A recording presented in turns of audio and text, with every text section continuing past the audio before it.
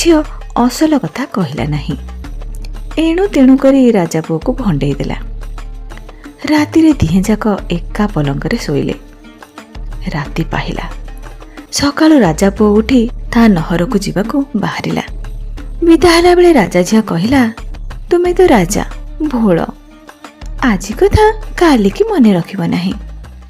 ତୁମେ ତ ମୋତେ ଏଠି ଛାଡ଼ିକରି ଯାଉଛ। ମୋର ଯେବେ ପିଲାଚିଲା ହେବ ତୁମେ ଭଲା ତାଙ୍କୁ ଚିହ୍ନିବ କେମିତି? ରାଜା କହିଲା, ତୁମେ ପାଗ କନାରୁ ଖଣ୍ଡେ କାଟିକରି ରଖ, ମୋ ରତନ ମୁଦି ବି ରଖ।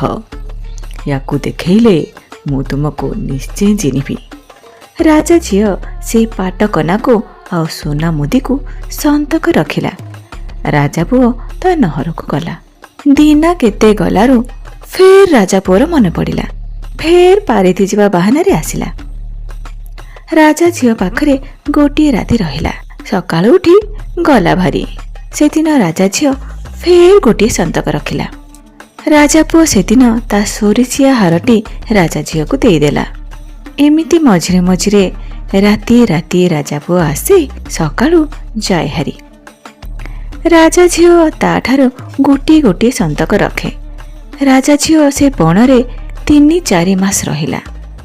ଦିନେ ରାଜା ପୁଅକୁ କିଛି ନ କହି ତୁନି କରି ସେଠୁ ଘର ଭାଙ୍ଗି ଆପଣା ରାଇଜକୁ ଚାଲିଗଲା।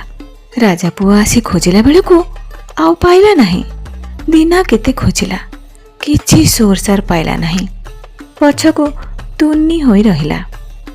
ଏଣେ ରାଜା ଝିଅ ଗଲା ଆପଣା ମୁଲକକୁ, ବାପ ଘରେ ଯାଇ ରହିଲା। ଗଲା ବେଳକୁ ରାଜା ଝିଅର ମାସ ଗଡ଼ିଥାଏ। ବାପା ମାଙ୍କୁ ସବୁ କଥା ଖବର ଦେଲା। 7-8 ମାସ ଗଲାରୁ ରାଜା ଝିଅର ଗୋଟିଏ ଉତ୍ତମ ସୁନ୍ଦର ବାଳୁତ ହେଲା। ଦିନକୁ ଦିନ ବାଳୁତଟି କୁଆଁର ପୁନେଇ ଜହ୍ନ ପରି ଶୋଭା ଦିଶିଲା। ଚାଲି ବୁଲି ପାରିଲାରୁ ତା ପାଟି ଫିଟିଲା। ବୁଦ୍ଧି ହେଲାରୁ ତାକୁ ନେଇ ଚାହାଳିରେ ବସେଇଲେ। ତାର ଭାରି ବୁଦ୍ଧି। ତା ନାଁ ଦେଲେ କଳା କୁମର। ଚାହାଳିରେ 4 ଦିନେ 4 ପାଠ ପଢ଼ିଲା। ଦିନେ କଳା କୁମରର ଖଡ଼ି ଗଡ଼ିଗଲା। ରାଜା ଘର କଥା ବୋଲି ସିନା ରାଇଜ ଯାକ ମଣିଷ ତୁନି ହୋଇ ରହିଛନ୍ତି। ଚାହାଳି ପିଲାଏ କି ଜାଣନ୍ତି ରାଜା ଫଜା। ସାଙ୍ଗ ପଢୁଆଙ୍କୁ କଳା କୁମର କହିଲା, ଖଡ଼ି ଗୋଟିଏ ଆଣିଦେବୁ।